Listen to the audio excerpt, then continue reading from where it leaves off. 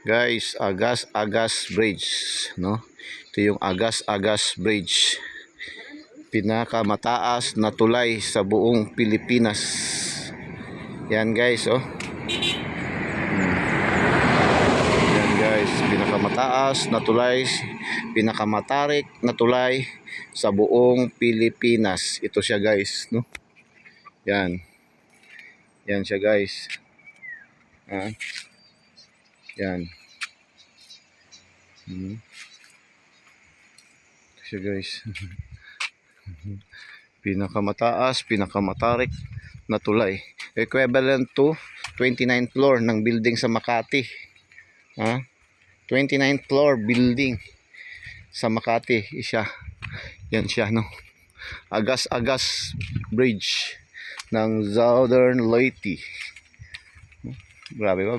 Virgin Forest pa yun do. Virgin Forest.